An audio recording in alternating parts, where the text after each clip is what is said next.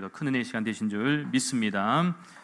오늘 시간 우리에게 주신 하나님의 말씀입니다. 하나님의 말씀은 구약 성경 이사야 62장 1절에서 7절까지 말씀입니다. 이사야서 62장 1절에서 7절까지 말씀, 제가 가진 성경은 구약 1043면쯤에 있습니다. 우리 함께 교독하실 텐데 마지막 절은 같이 읽도록 하겠습니다. 나는 시온의 의가 빛같이 예루살렘의 구원이 해불같이 나타나도록 시온을 위하여 잠잠하지 아니하며 예루살렘을 위하여 쉬지 아니할 것인즉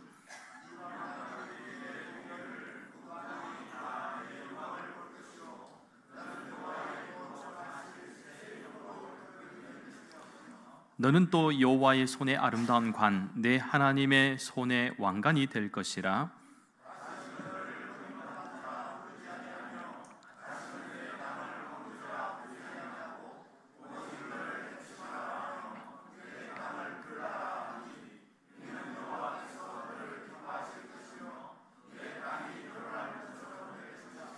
마치 청년이 처녀와 결혼함 같이 내 아들들이 너를 취하겠고 신랑이 신부를 기뻐함 같이 내 하나님이 너를 기뻐하시리라.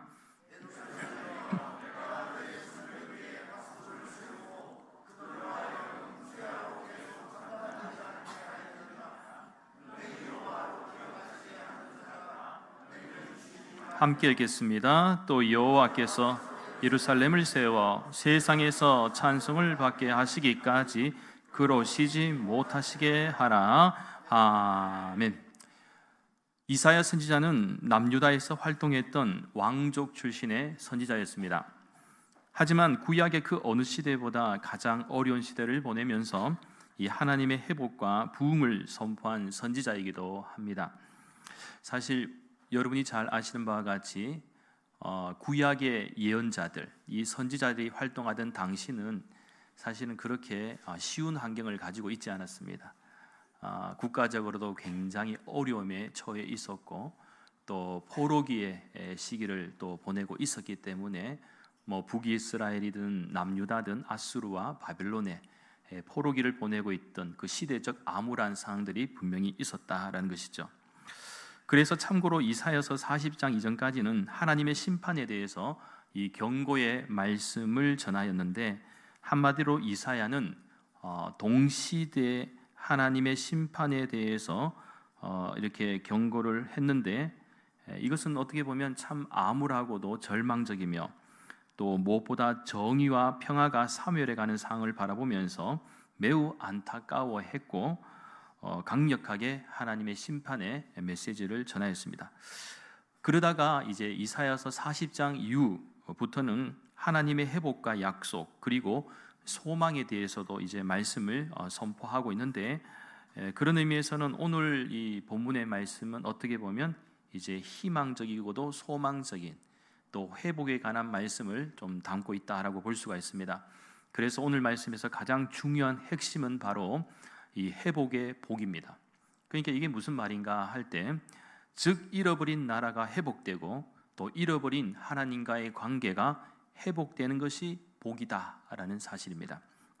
그런 의미에서 오늘 본문은 죄악과 불순종, 우상 숭배로 타락해 하나님의 징계를 받았던 이스라엘을 하나님께서 다시 영광스러운 하나님의 나라로 회복시키겠다고 약속하시며 새로운 이름을 허락하시는 장면이 소개됩니다. 그것이 바로 헵시바와 뷸라의 복입니다. 그런 의미에서 여러분, 하나님은 복의 근원이 되십니다. 믿으십니까? 복의 근원이 되신 하나님, 그 복의 근원이 되시는 하나님은 우리들에게 복을 주시기를 원하십니다. 사실 우리가 살아가는 이 세상과 현실 속에서는 고통도 있고 아픔도 있습니다. 그럴 때 무엇보다 우리의 마음을 무겁게 짓누르는 것이 무엇입니까? 바로 하나님이 침묵하시는 듯한 때입니다. 하나님이 왜 침묵하고 계실까? 하는 일이 잘 안 됩니다. 몸도 마음도 아픕니다. 그러다 보니 영적 침체도 있습니다. 그런데 하나님은 이러한 현실을 아시는지 모르시는지 나의 기도와 소망을 듣지 않으시고 침묵하시는 것만 같습니다. 그런데요, 하나님의 침묵에는 항상 뜻이 있습니다. 특별히 이스라엘 백성들 가운데도 이 바벨론 포로 생활이 어느 정도였습니까? 70년. 이 70년의 포로 생활 동안에 얼마나 힘들고 어려웠겠습니까? 그들은 하루속히 해방하고 싶은 마음이 있었고, 이 어려움에서 하나님이 침묵하지 마시고 제발 벗어나게 해달라고, 그죠? 그런 소망이 있지 않았겠습니까? 그런데 그 시간이 벌써 70년이라는 그 긴 시간 동안에 하나님은 마치 침묵하고 계시는 듯 보였다는 것입니다. 그러나 오늘 본문 1절 말씀에서 하나님은 나는 시온의 의가 빛같이 예루살렘의 구원이 햇불같이 나타나도록 시온을 위하여 잠잠하지 아니하며 예루살렘을 위하여 쉬지 아니할 것인즉 이라고 말씀하시면서 이스라엘 백성들을 위하여 침묵하지 않으며 쉬지 아니할 것이라는 회복과 구원의 소식을 이제 들려주십니다. 그렇게 이 말씀에 근거하면 때로는 하나님께서 죄에 대한 징계와 심판을 내리시지만 분명한 것은 때가 되면 하나님은 오히려 의와 구원의 은혜를 베푸시기를 원하신다라는 사실입니다. 따라서 하나님이 우리에게 주시는 것은 고통과 아픔이 아닙니다. 또한 우리의 마음을 무겁게 짓누르는 그 어떤 문제와 위기도 아닙니다. 궁극적으로는 하나님이 우리에게 주시고자 원하시는 것은 바로 복입니다. 그 대표적인 것이 바로 독생자 예수님을 우리에게 보내주셔서 십자가의 사랑으로 구원의 은혜를 베풀어 주신 것도 바로 우리에게 구원의 복을 주시기 위함이었습니다. 그래서 오늘 본문 2절과 3절 말씀에서도 무엇이라고 설명하고 있습니까? 이방 나라들이 이스라엘의 공의와 뭇왕이 다 영광을 볼 것이고 나아가 하나님의 아름다운 손의 왕관이 되는 영광스러운 복을 선포하고 있습니다. 어떻게 보면 하나같이 영광스럽고 아름다운 복입니다. 그런데 이러한 모든 복들의 결정체로 이스라엘 백성들에게 새롭게 주어지는 이름들이 있는데 그것이 바로 헵시바와 뷸라입니다. 4절과 5절 말씀에 주목합니다. 4절과 5절 말씀 함께 읽도록 하겠습니다.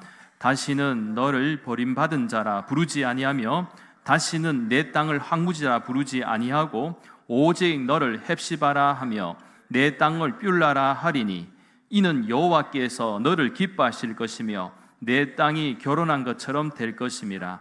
마치 청년이 처녀와 결혼함 같이 내 아들들이 너를 취하겠고 신랑이 신부를 기뻐함 같이 내 하나님이 너를 기뻐하시리라. 아멘. 방금 읽으신 본문 말씀에서 우리는 회복의 두 가지 복을 발견하게 되는데 하나는 헵시바의 복입니다. 헵시바는 여호와께서 너를 기뻐하신다라는 뜻이죠. 또 다른 하나는 뷸라의 복입니다. 뷸라는 내 땅이 결혼한 것처럼 될 것이다 라는 뜻을 가지고 있습니다. 참고로 우리는 4절 말씀에서 이 헵시바와 뷸라와 대비적인 단어를 발견할 수가 있는데 그것이 뭐냐? 버림받은 자와 황무지다는 어떻게 보면 이것이 이스라엘의 옛 이름이라면 새로운 이름은 바로 헵시바와 뷸라입니다. 간혹 주변에서 그동안 사용해오던 이름을 개명하는 사람들을 종종 봅니다. 보통 이름을 바꾸는 경우는 본인이 이 사용하는 그 이름이 어떤 마음에 들지 않거나 또 발음상 듣기 또 불편한 경우도 있지만 어떤 이들은 그동안의 삶이 너무 힘들고 잘 풀리지 않아서 이름을 바꾸면 이 소위 말하는 운빨, 운이라도 좀 좋아져서 달라지지 않을까 개명하는 경우도 있습니다. 우리 믿는 성도들은 운빨에 의존하지 않습니다. 운명론을 믿지 않습니다. 모든 것을 하나님의 은혜로 받아들이지 세상 사람들은 운빨을 좀 믿죠. 그래서 개명을 하는 경우도 좀 있습니다. 제가 아는 분 가운데도 오춘식이라는 이름을 가진 분이 계신데 맨날 춘식이 그러니까 이 본인 이름이 너무 촌스러운 거예요. 촌스럽다고 생각하고 과감하게 이제 개명을 했는데 뭐로 바꿨냐면 오만상.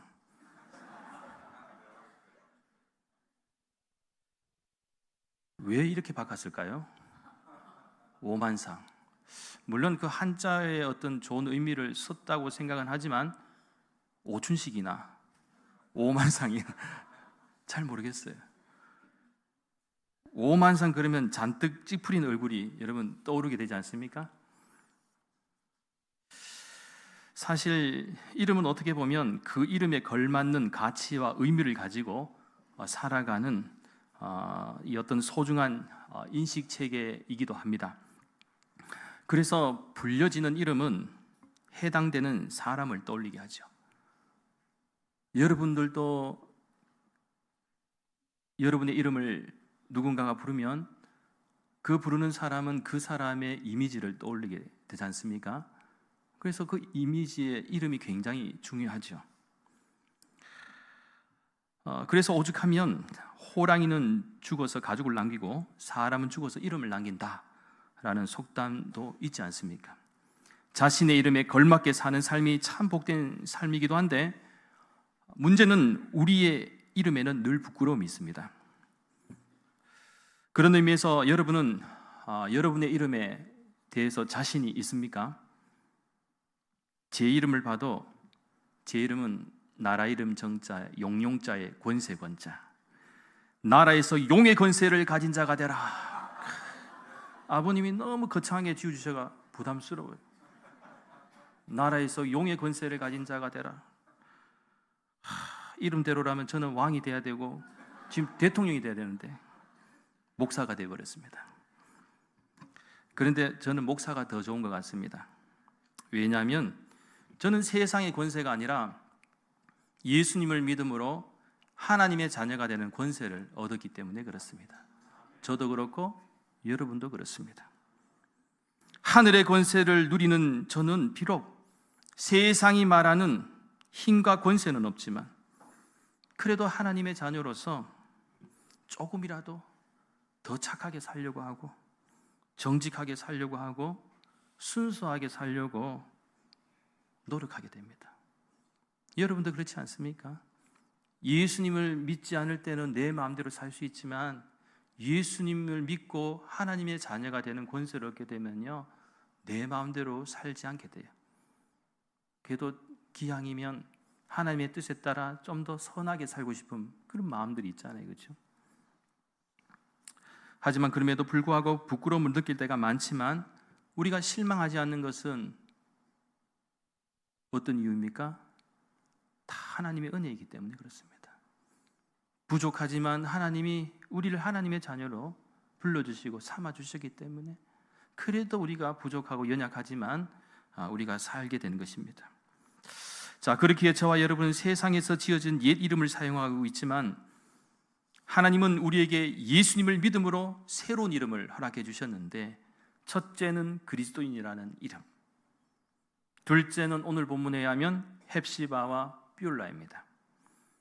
더 이상 버림받은 자와 항무지가 아니라고 말씀하시면서 헵시바와 뷸라로 하나님이 기뻐하시는 존재로 그리고 결혼한 여자와 같이 하나님의 언약 안에서 새롭게 살아갈 수 있는 은혜를 베풀어 주셨다는 사실을 꼭 믿으시기 바랍니다. 사실 우리가 하나님의 기쁨이 될 수 있다는 거 얼마나 큰 영광스럽고도 복된 일이겠습니까? 그래서 저는 여러분에게 헵시바와 뷸라의 복이 있기를 간절히 소망합니다. 우리가 잘 아는 바와 같이 야곱 같은 경우도 여러분 어떻습니까? 형 에서로부터 도망을 한 후에 또 그죠? 열심히 이제 살다가 가족도 이루고 다시 재회하기 위해서 형을 만나러 오면서 두려움이 있었지 않습니까? 그래서 가족들을 먼저 보내고 자기는 어디에 있었습니까? 야복 강가에서 밤을 지새우게 됩니다. 그때 천사와 씨름을 했고 천사와 씨름을 한 이후에 새롭게 받은 이름이 무엇입니까? 이스라엘이었습니다. 이스라엘의 뜻이 무엇입니까? 하나님과 겨루어 이겼다라는 것이죠. 옛 이름인 야곱은 어떻습니까? 매우 이기적이고 속임수의 대명사였습니다. 그러나 하나님은 야곱의 연약함 속에서 그의 정체성을 바꾸시고 복을 주셨습니다. 그렇게 야곱은 그의 인생의 두려움과 씨름할 때에 하나님과의 깊은 만남 가운데 진정한 승리는 뭐냐? 바로 자신의 꺾임을 통해서 하나님을 붙잡을 때에 주어진다라는 진리를 깨닫게 된 것입니다. 그래서 어쩌면 그가 행했던 하나님과의 씨름은 인간의 한계를 넘어서는 은혜의 자리였다. 마찬가지로 오늘 우리도 그렇습니다. 우리는 매일 하나님이 주신 인생의 새로운 의미를 부여받은 하나님의 사람들입니다. 이스라엘 백성들처럼 우리의 죄로 인하여 우리도 버림받은 자와 황무지와 같은 부끄러움과 수치의 존재였지만 이제는 하나님의 기쁨이 되는 삶을 살기를 원하십니다. 따라서 이제 우리가 해야 할 일이 있습니다. 그것이 오늘 본문 6절과 7절 말씀에서 발견할 수가 있는데, 역시 6절 7절 말씀 함께 읽도록 하겠습니다. 예루살렘이여, 내가 너의 성벽 위에 파수꾼을 세우고 그들로 하여금 주야로 계속 잠잠하지 않게 하였느니라. 너희 여호와를 기억하시게 하는 자들아, 너희는 쉬지 말며 또 여호와께서 예루살렘을 세워 세상에서 찬송을 받게 하시기까지 그로 쉬지 못하시게 하라. 아멘. 헵시바와 뷸라의 복을 받기 위해서, 우리가 누리기 위해서는 무엇을 해야 되느냐? 바로 기도해야 된다는 것입니다. 사실 오늘 본문 1절 말씀에서도 하나님은 이사야 선지자를 통해서 하신 말씀이 무엇입니까? 시온을 위하여 잠잠하지 아니하며 예루살렘을 위하여 쉬지 아니할 것이다 라는 말씀이죠. 이것은 두 가지 방향에서 해석이 가능한데, 이스라엘 백성들을 위해서 기도하겠다는 이사야 선지자의 다짐이기도 하지만, 또 다른 해석은 헵시바와 뷸라의 회복의 복을 위해서 하나님께서도 쉬지 않으시고 일하시겠다라는 약속입니다. 이 하나님은 가만히 계신 하나님이 아니라 우리 믿는 자들을 위해서 일하시는 하나님. 그래서 그러한 사실을 알고 우리가 그 은혜를 받아들일 수 있는 이 자세가 뭐냐? 또 중요한 매개체가 뭐냐? 바로 기도라는 거예요. 그래서 오늘 본문 6절과 7절 말씀은 전통적으로 해석할 때 기도에 대해서 굉장히 중요하게 다룰 수 있는 부분이라는 거예요. 그런 의미에서 기도는 우리의 마음을 하나님께 내어 놓는 시간입니다. 고난 속에서, 어려움 속에서, 그리고 때로는 평온한 때에도 우리는 하나님께 우리의 마음을 쏟아내야 합니다. 하지만 여기서 오해하지 말 것은, 그 마음을 쏟아낸 후에 항상 우리의 고민이 무엇입니까? 많은 사람들이 하나님께 기도한다 하지만 항상 우리는 조급합니다. 기도하면 하나님이 즉시 응답해 주시기를 원하지요. 그런데 문제는 바로 응답해 주시는 경우도 있지만은 하나님의 응답이 자꾸만 길어지고 때로는 침묵하시는 것처럼 느껴질 때 우리는 오해하게 되죠. 왜 하나님은 나의 기도를 듣지 않으시는가? 침묵의 시간이 길어질수록 우리의 마음은 점점 더 외로워지고 하나님에 대한 오해가 쌓여갑니다. 그래서 때로는 침묵의 시간은 고통의 순간이 될 수도 있습니다. 동시에 하나님의 부재와 함께 이 시간은 외로움이 짙게 깔린 시간이 될 수도 있습니다. 그런데 여기서 우리 믿는 성도들이 더 중요한 관점이 있습니다. 기억해야 할 교훈이 있는데, 그것은 하나님이 침묵하실 때 우리는 그 속에서 신앙을 훈련하는 시간이 필요하다라는 것입니다. 그러니까 신앙은 단순히 기도하고 응답을 받는 것이 아니라 그 기다림 속에서 하나님을 신뢰하는 법을 배우는 것입니다. 분명한 것은 하나님은 침묵 속에서 우리의 인내와 신뢰를 키우고 계십니다. 그리고 침묵의 시간 동안 우리는 더욱더 하나님을 의지하게 되고 그분의 뜻을 기다리며 배워갑니다. 따라서 하나님이 침묵하실수록 우리는 더 기도해야 할 줄 믿습니다. 기도는 응답받을 때까지 하는 것이다. 누누이 제가 강조하는 말씀입니다. 여러분, 우리의 실패가 어디에 있습니까? 기도는 응답받을 때까지 해야 되는데 많은 사람들이 멈추는 이유가 무엇입니까? 이쯤 하면 됐다라고 생각하는 것이죠. 이쯤 하면 됐다. 그런데 그것은 내 생각이죠. 하나님의 생각과 나의 생각이 다를 수가 있습니다. 그리고 하나님을 향한 신뢰를 잊지 말고 우리는 하나님이 일하시는 방식을 기다려야 되는데, 비록 우리의 기대와 다를지라도 하나님은 우리의 삶 속에서 반드시 일하신다는 사실을 여러분은 꼭 믿으시기 바랍니다. 특별히 오늘 보면 6절 말씀에서 우리는 주목할 단어가 하나가 있는데 그것은 파수꾼이라는 것. 여러분, 파수꾼은 누구입니까? 구약시대 때의 파수꾼은 바로 성을 지키며 보호하는 자입니다. 만일 성을 지키는 자가 졸거나 사명을 잘 감당하지 않고 쉬게 되면 어떤 일이 일어날지 장담할 수가 없지요. 그래서 구약성경 시편 121편 3절과 4절 말씀에서도 하나님은 여호와께서 너를 실족하지 아니하게 하시며 너를 지키시는 이가 졸지 아니하시리로다. 이스라엘 지키시는 이는 졸지도 아니하시고 주무시지도 아니하시리로다. 그런 의미에서 오늘 우리 시대에도 가정에서나 일터에서나 교회에서 깨어있는 영적 파수꾼이 필요한 시대입니다. 요즘 많은 사람들이 그 어느 때보다도 어렵다라고 말들을 많이 합니다. 물론 공감할 부분도 많이 있죠. 하지만 더 중요한 것은 저는 개인적으로 기도하지 않는 것이 더 문제라고 생각합니다. 많은 사람들이 위기다, 어렵다, 힘들다, 위기의식은 다 갖고 있어요. 그런데 왜 기도하지 않느냐는 것이죠. 힘들다고 하면서 기도하지 않아요. 하나님께 매달리지 않습니다. 역사적으로도 한 국가와 교회의 부흥과 황금기는 어디에 있었느냐? 성경이 보여주는 중요한 핵심도 바로 기도에 있다는 거예요. 항상 중요할 때 기도의 사람들이 세상을 변화시켰다는 거예요. 돌파하는 방법을 찾았다는 거예요. 그런데 돌파하는 방법을 지금 안 찾아요. 기도라는 돌파구가 있는데도 불구하고 사람들이 찾지 않습니다.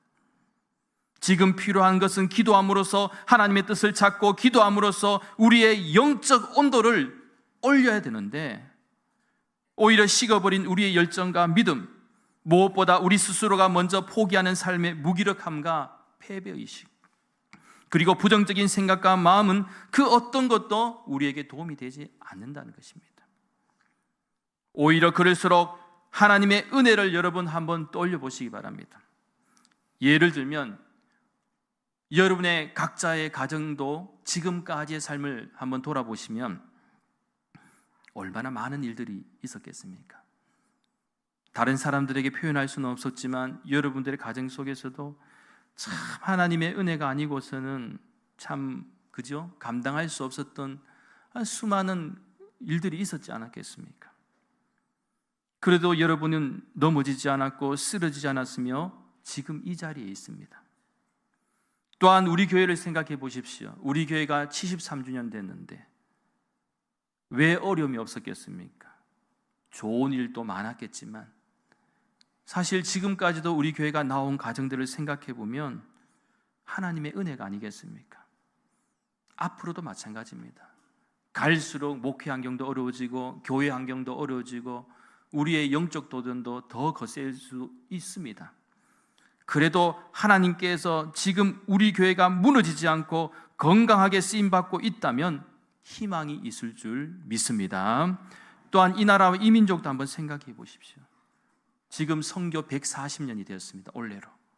절묘하게도 19세기 구한말 변방의 작은 국가이자 민족인 대한민국 땅에 선교사님들을 통해서 복음을 전해주셨고, 일제강점기가 6.25 전쟁, 그리고 전쟁 직후에 세계에서 가장 가난한 나라가 되었지만 하나님의 일하심과 인도하심 가운데 지금은 세계 그 어떤 나라보다 하나님을 잘 믿고 섬기며, 한때는 다른 나라 사람들이 대한민국이 어디냐, 그게 어떤 나라냐 몰랐었는데 지금은 오히려 한국이 좋아서 여행 오는 사람들도 얼마나 많습니까?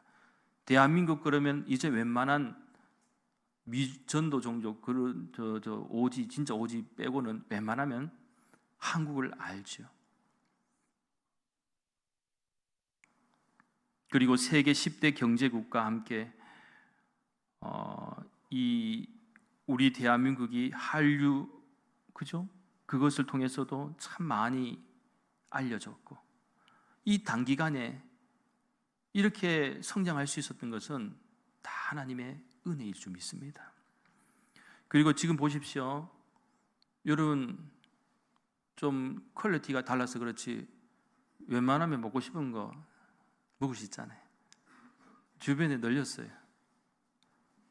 먹을 게 너무 많습니다. 옛날 생각해 보십시오. 내가 만들어 먹는다고 생각하면 얼마나 힘듭니까? 지금은 종류도 너무 많고 내가 굳이 안 만들어도 얼마든지 먹을 수 있는 풍족한 상황. 굶주려 죽는 사람이 거의 없을 정도로, 그죠? 가고 싶은 곳도 마음대로 갈 수가 있고요. 또한 아플 때도 치료를 잘 받을 수 있는 환경. 지금도 제3세계 가난한 국가에서는요, 우리나라에서는 충분히 고치고 살 수 있는 것도 단돈 1,000원이 없어갖고 못 고치고 죽는 사람들 지금도 많습니다. 정말 우리나라에면 간단하게 고칠 수 있는 건데도 그걸 못 고쳐서 죽는 사람들이 지금 얼마나 많은지 모릅니다. 무엇을 말하고 싶은가? 이 모든 것이 다 하나님의 은혜임을 믿습니다. 지금이 아무리 어렵고 힘들다 해도요, 저는 그래도 감사하거든요. 왜? 조금만 더 일찍 태어났으면 6.25 전쟁 경험했거든요. 6.25 전쟁 경험하신 어르신들 얼마나 힘들었겠습니까? 더 열받는 것은 일제강점기 보냈다가 또 전쟁까지 당하고 가난함을 경험하신 어르신들 생각하면 정말 그죠? 고생하셨죠. 그런데 또 그분들이 힘을 냈어요. 믿음 안에서 다 힘을 내가 또 산업을 일으켰다는 것이죠. 그래서 오늘 우리 시대에도 마찬가지입니다. 지금의 문제는 아무것도 아닌 줄 믿습니다. 우리가 희망을 가지고 주님 앞에서 기도의 사람이 될 때에 기도하면 하나님이 들으시고 우리를 위해서 일하시고 역사하실 줄 믿습니다. 은혜를 베풀어 주실 줄 믿습니다. 그리고 우리가 기도를 할 때에 하나님이 왜 들어주시는 줄 아십니까? 우리가 잘나서가 아닙니다. 바로 하나님과의 관계 때문입니다. 그래, 나는 너의 기쁨이고 너는 나와 결혼한 바와 같이 너는 나의 헵시바와 뷸라란다. 그렇습니다. 전에는 이스라엘 백성들처럼 버림받은 자와 항무지 같았지만 이제는 하나님께서 기도하며 하나님의 뜻을 따라 순종하는 인생에게 헵시바와 뷸라의 복을 허락해 주실 줄 믿습니다.